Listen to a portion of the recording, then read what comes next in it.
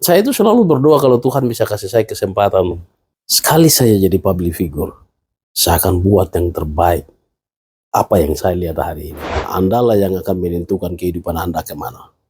Anda buat baik hari ini, dia jadi baik. Anda buat tidak baik hari ini, dia jadi tidak baik.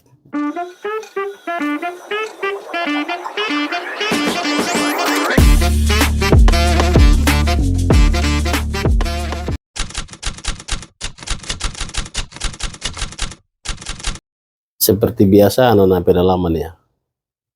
Ya anak-anak dari daerah-daerah terpencil loh. Jadi waktu itu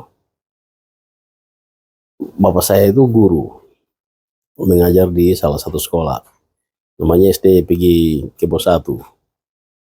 Nah, jadi temannya itu ada Silas UK. Jadi anaknya Orison dengan saya itu teman.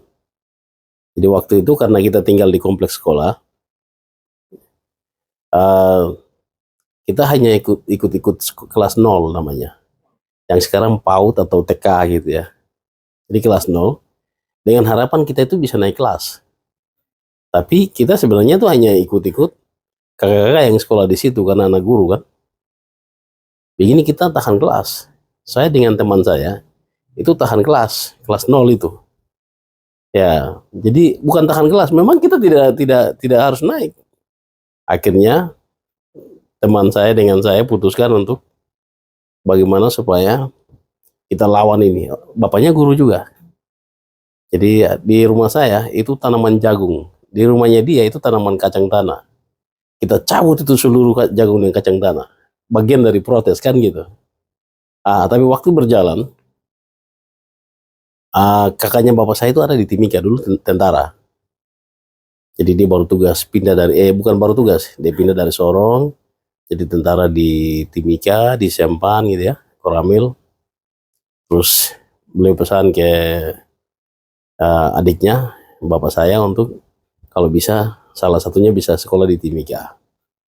Disitulah tahun 85 ya, tidak salah. Itu saya datang ke Timika, pakai pesawat kecil.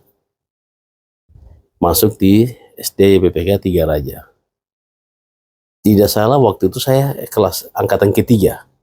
Jadi ada kelas 1, kelas 2, kelas 3. Jadi saya kelas 1 itu ada kelas 3. Tapi waktu berjalan, waktu saya sudah naik ke kelas 3, dulu di Timika ini banyak penyakit kulit. Ya, banyak penyakit kulit. Saya juga salah satu yang kena penyakit kulit itu waktu itu. Jadi mama saya itu meminta ke misionaris untuk bagaimana saya itu bisa dipulangkan. Jadi karena itu saya pulang ke Naro, terus di daerah dingin penyakit kulit itu tidak bisa hidup. Jadi saya sembuh sebenarnya di atas. Terus selesaikan SD, terus masuk ke SMP di kampung juga, di SMP Negeri Kemopa, terus ke Jayapura, masuk di SMA Negeri 5 Jayapura. Tapi cita-cita saya dulu itu kan setelah selesai SMP tidak harus sekolah di Nabire. Opsi kita waktu itu kan masih hanya Nabire, SMA. Kalau tidak ke Wamena atau ke Jayapura. Jadi saya waktu itu memilih ke Jayapura untuk bagaimana bisa sekolah di SMA. Kenapa harus memilih Jayapura? Jadi waktu itu kan kita di radio gitu ya, kita dengar-dengar Jayapura itu kan ibu kota provinsi Irian Jaya. Jadi saya berpikir wah kalau di provinsi itu pasti kota besar begitu. Kalau Nabire ini kan semua orang sekolah di Nabire. Kalau saya ke Jayapura itu lebih maju. Tapi kalau saya sudah di Jayapura, saya harus sekolah di Jakarta, tidak boleh di tempat lain begitu. Tidak boleh di Bandung, Jogja, itu tidak boleh. Harus tetap di Jakarta. Ibu kota negara. Ibu kota negara. Setelah itu baru cita-cita ke luar negeri. Jadi itu cita-cita itu datang dari kecil. Jadi waktu saya ke Jayapura, teman saya itu sama-sama dengan saya selesaikan. Pada saat itu dia sudah punya uang untuk berangkat ke Makassar. Jadi dia cerita sama saya sambil jalan, dia bilang sudah sobat. Jadi Nanti saya ke Makassar, 1 tahun ini saya siapkan tempat dan lain-lain. Kok tahun depan datang saja sekolah di Makassar? Nah, saya sih karena tidak punya uang ya, saya bilang iya. Iya kawan, kawan berangkat dulu, terus nanti saya datang tahun depan. Tiba-tiba teman saya ini mau berangkat seminggu sebelum berangkat, mamanya meninggal. Jadi dia tidak bisa berangkat lagi. Jadi akhirnya kita sama-sama di Jayapura. Sudah kuliah, teman-teman sudah kuliah, saya sudah tidak punya uang. Jadi apa? Waktu itu bapak saya kirim sekitar 300.000 uang. Tapi kan tidak cukup untuk masuk kuliah itu. Jadi saya pulang lagi ke kampung. Jadi 1 tahun itu saya menganggur di kampung, kerja kebun, bantu orang tua, adik-adik saya yang 2 ini. Satu di Nabire, sekarang satu yang di Bupati Bania ini sudah, mereka baru kecil-kecil. Jadi saya dengan mereka kita kerja kebun, cari kayu begitu. 1 tahun tuh menganggur itu. Jadi Setelah lulus SMA apa? setelah lulus SMA itu karena tidak ada SMA-nya di Jayapura ya. SMA di Jayapura.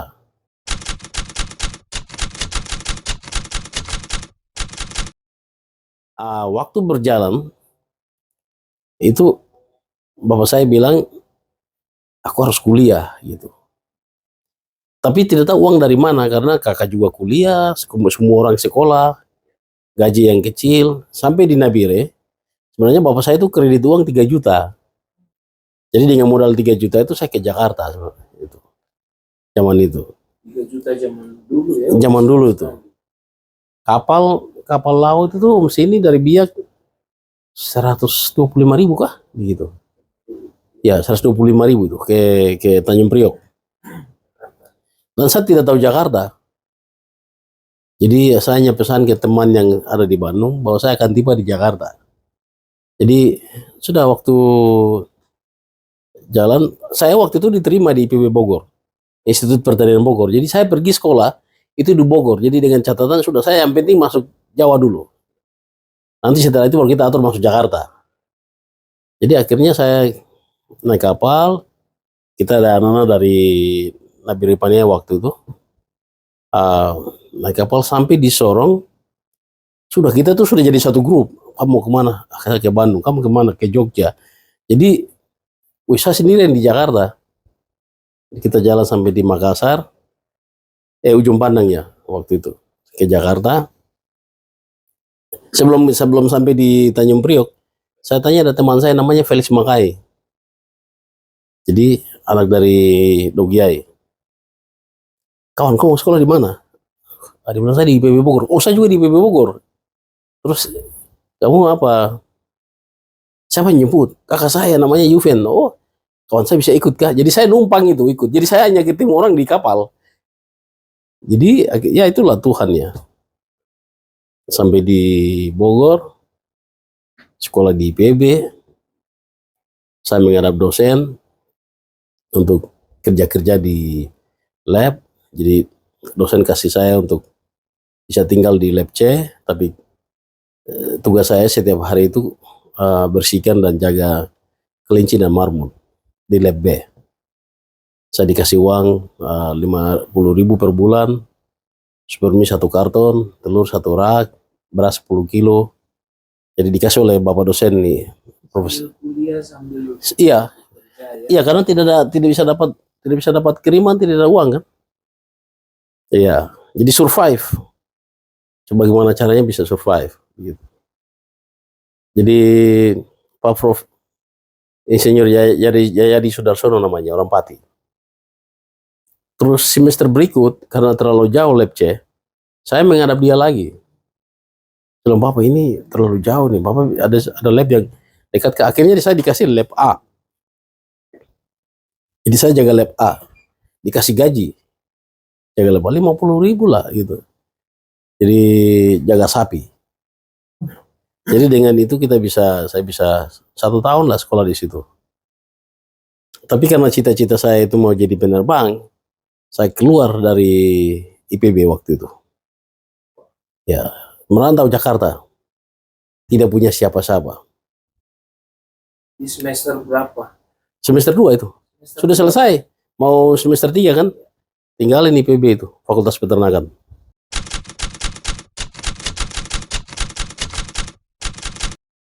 Masuk Jakarta, pada saat itu ada isu 1% di Timika, itu sudah mulai berkembang. Akhirnya Freeport merekrut anak-anak yang dekat tambang untuk sekolah kedokteran dan lain-lain. Nah, waktu itu saya datang ketemu Papit Magal, diskusi tentang pertama Leroy ini, Olimback. Jadi dia yang pegang beasiswa di Mangkawi. Jadi saya datang ketemu dia, beliau suruh saya tes bahasa Inggris, TOEIC gitu. Tapi tidak lulus bahasa Inggrisnya. Jadi Pak Hollenbeck bilang, ya ini tidak bisa. Karena waktu itu saya mau sekolah pilotnya di Amerika, di Tyler International Aviation, itu di Texas waktu itu. Ya, dan memang waktu itu memang saya tidak bisa lolos karena bahasa Inggris saya kurang gitu. Jadi itu bukan kesalahannya Pak Larry Hollenbeck atau Freeport. Itu kesalahan saya karena saya tidak siap. Baru saya memaksa diri untuk ini. Freeport juga tidak bisa sekolahkan saya karena dia bukan perusahaan sponsor. Dia ini perusahaan tambang kan gitu. Jadi ini yang waktu itu karena saya tidak punya banyak orang yang bisa kasih ini. Sekarang baru saya sadar, oh ini sebenarnya begini, gitu. Waktu berjalan, saya ketemu Lapid Magal di YPMK. Waktu itu LPMI, tidak salah. LPMI. Jadi LPMI itu punya program ada namanya Special Project. Nah, dalam Special Project itu saya salah satu yang masuk untuk sekolah pilot itu. Jadi LPMI, oh bukan LPMI, waktu itu Special Project saja tidak salah. Special Project, baru buatlah LPMI. Iya. Jadi LPMI itu dari belakang, ada program yang namanya Special Project. Ya, saya Tahun berapa Pak Gu? 97 juga, 97 atau 98 lah gitu. Iya, di sekitar 98 tidak salah. Setelah itu baru ya dapat kesempatan untuk bisa belajar terbang kan. Jadi ya Freeport membiayai saya waktu itu tahap pertama, private pilot license saja. Di Jakarta, di Dry Flying School waktu itu.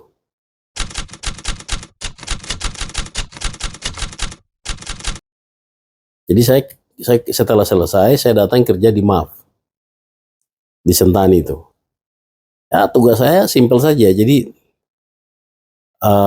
cleaning service, bersihkan gudang, angkat barang,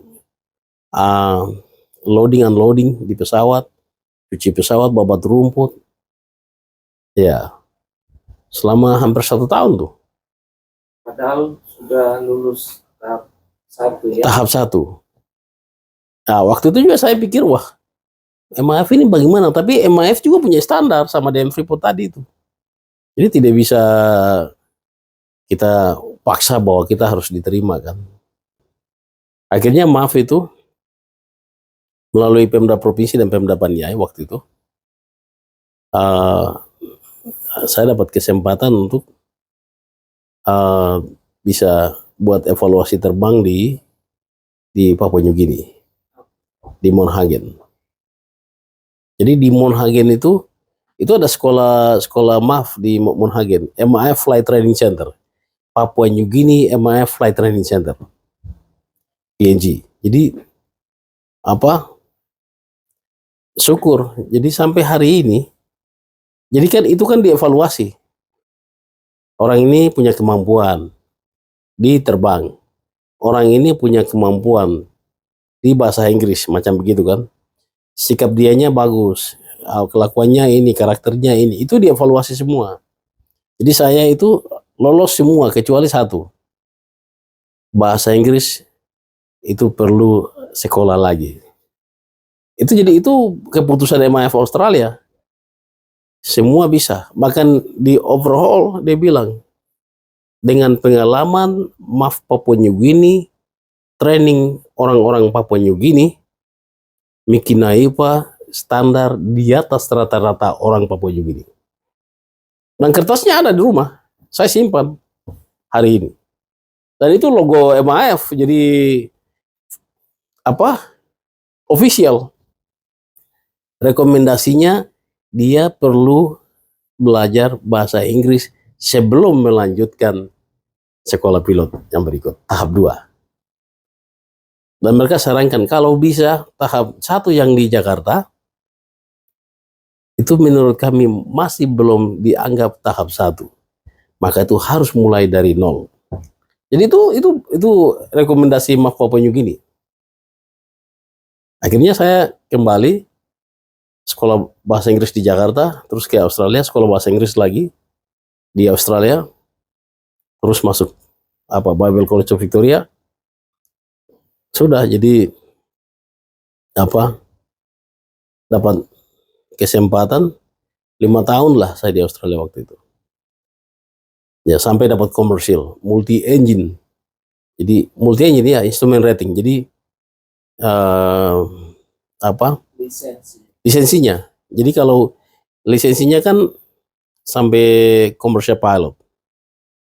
Setelah itu kalau mau tambah ratingnya itu multi engine-nya, 2 mesin plus instrument rating.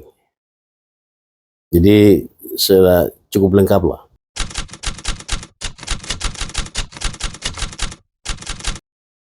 Mungkin pertama karena cita-cita awal dari dulu. Sekolah di Jayapura, sekolah di Jakarta, dan harus sekolah di luar negeri. Itu satu. Itu mungkin ya. Yang kedua, teman-teman saya anak-anak Panai waktu itu, mereka semua kan ejek. Bagaimana bisa jadi pilot? Bagaimana pendek begitu? Tidak mungkin. Bahasa Inggris juga tidak bisa. Itu menjadi motivasi buat saya untuk saya bisa proof ke mereka bahwa this is me. Ya. Justru ejekan orang berubah menjadi motivasi, akhirnya membuat Pak Gub bisa berhasil. Betul. Menjadi seorang pilot. Betul. Itu juga selain itu mungkin di kampung kan orang sudah tahu kalau saya sekolah pilot. Jadi kalau saya pulang dan tanpa sukses, itu malu itu. Nggak bisa. Apapun ceritanya harus berhasil. Apapun tantangannya, pulang harus menjadi seorang pilot. Bahkan di Australia itu kan sekolah pilotnya tidak seperti di Indonesia. Jadi kita itu tidak punya kelas ground school gitu. Jadi belajar sendiri, kalau sudah siap, booking, pergi online. Dan ada 1-2 mata pelajaran tuh saya ada jatuh sekitar 2 kali gitu. Tapi kan kita sudah start, harus selesai pekerjaan ini.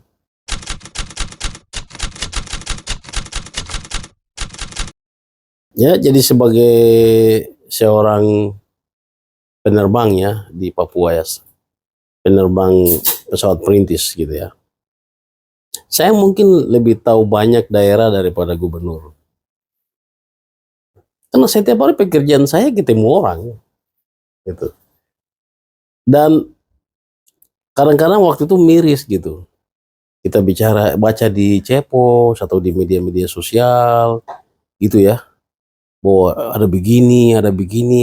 Tapi realitanya kan tidak.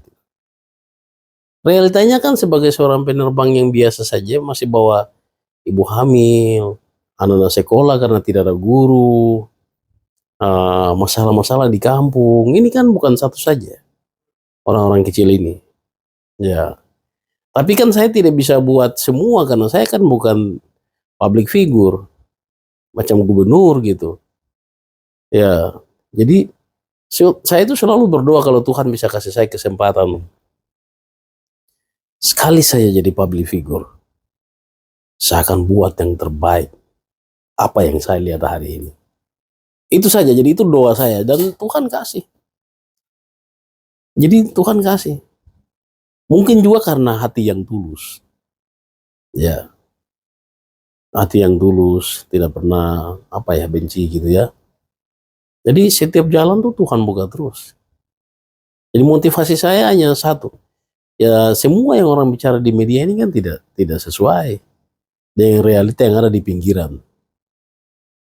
Tapi kita juga kan bukan Superman dengan masalah yang banyak. Tapi kalau kita bisa bawa anak-anak sekolah, suatu saat mereka jadi pemimpin, mereka bisa buat perubahan di kampung mereka, penghasilan mereka bisa baik. Itu memotivasi saya untuk bagaimana saya bisa ada di dunia politik ini.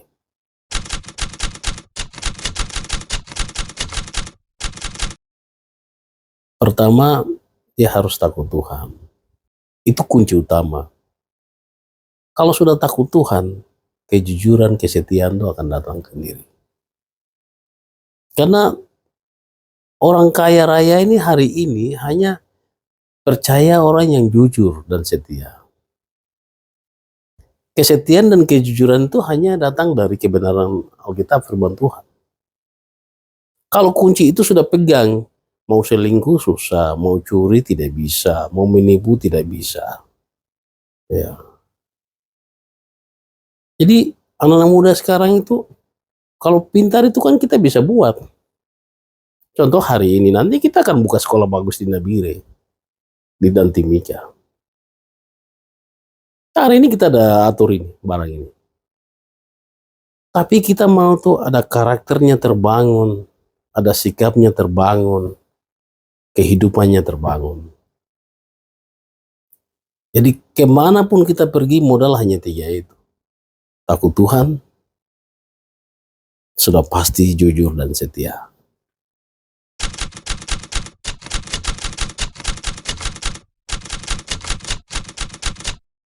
Jadi sekarang ini kan kita investasi manusia itu kan hasilnya 20 tahun.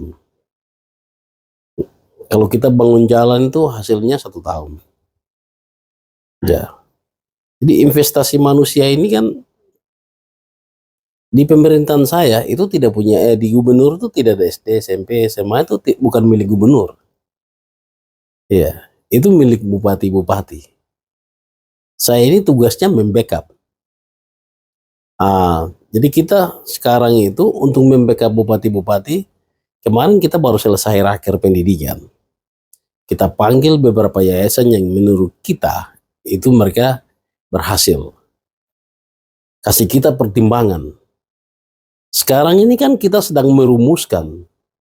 Jadi formulanya apa yang tepat? Bahwa dia berkarakter Kristus, yang dimana akan menghasilkan outputnya adalah jujur dan setia.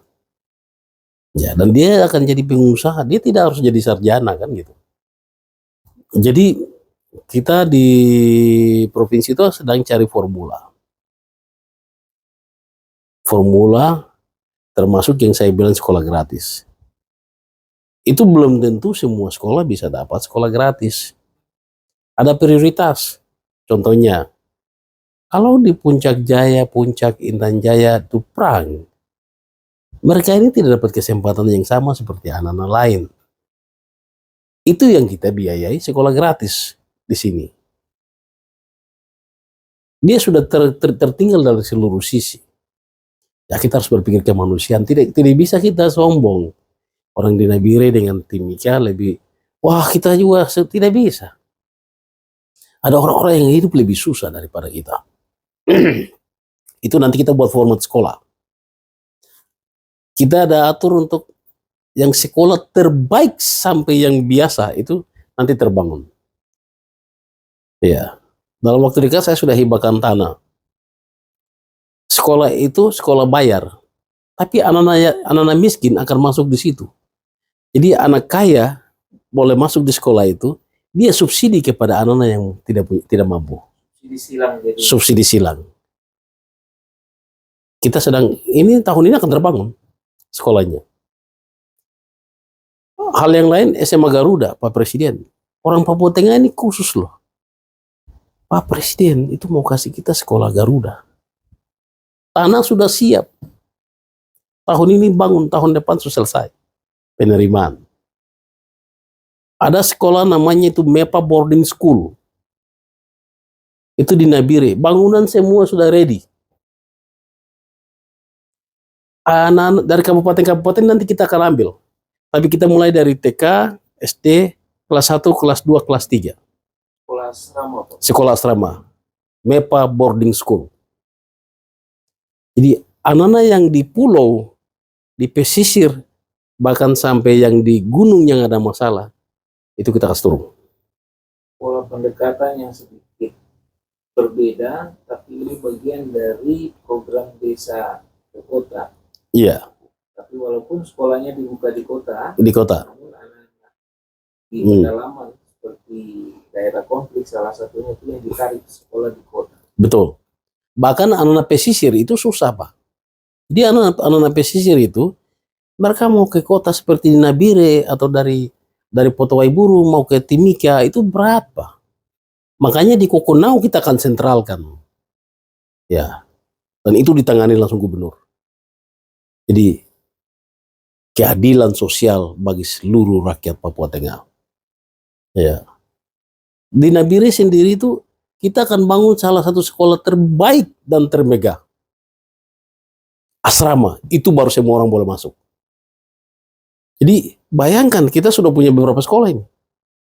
Ya, tahun ini terbangun, tahun depan jalan. Belum lagi bupati-bupati mau kerja dengan ini. Jadi kalau masalah pendidikan itu satu-satunya, tidak ada cara lain. Satu-satunya orang itu sukses hanya melalui pendidikan.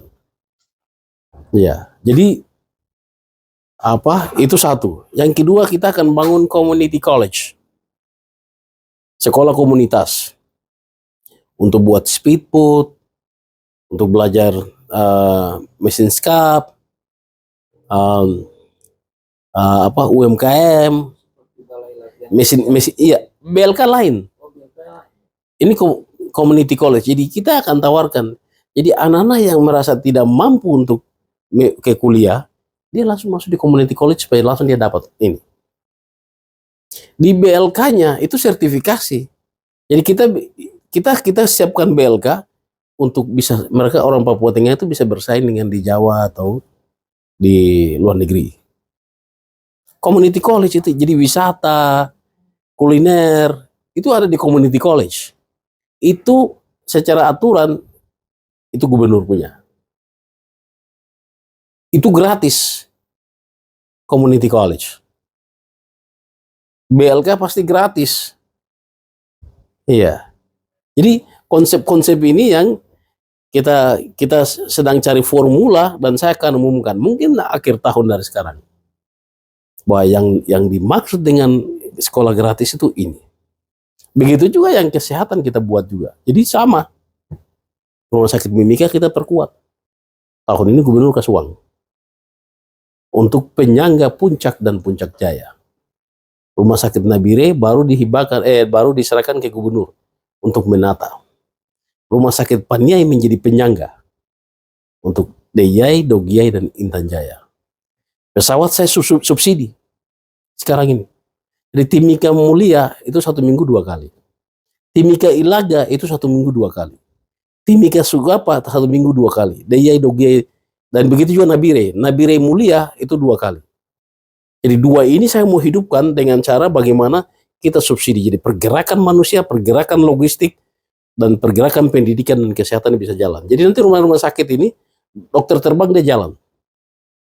Jadi Timika punya dokter itu nanti 1 minggu di Ilaga, 1 minggu di Mulia, kembali.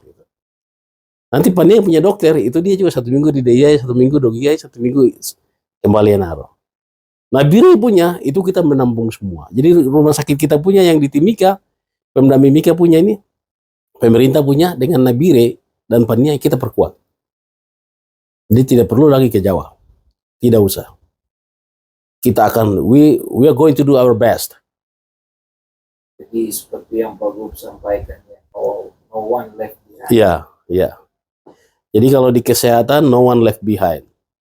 Di pendidikan, no child left behind. Kehidupan seseorang itu kan tidak bisa orang lain menolongmu. Anda harus menolong dirimu sendiri. Bagaimana cara menolong dirimu sendiri? Kalau orang mau tolong Anda, itu dengan menanam kepercayaan dan kesetiaan. Itu hanya bisa dapat dengan Tuhan, tidak bisa dengan cara lain. Masalah orang sukses, dia jadi gubernur, dia jadi bupati, itu garis tangan Tuhan. Tapi apa yang di depan mata, mari kita sama-sama kerja. Kalau ada pendidikan gratis, Atau ada kesempatan sekolah, mari sekolah sungguh-sungguh. Jangan nakal-nakal, jangan pacaran banyak, jangan minum alkohol. Karena Anda lah yang akan menentukan kehidupan Anda kemana. Anda buat baik hari ini, dia jadi baik. Anda buat tidak baik hari ini, dia jadi tidak baik.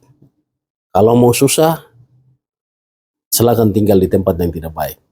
Tapi kalau mau sukses dan senang, mari berjuang sama-sama supaya kita sukses ke depan yang baik.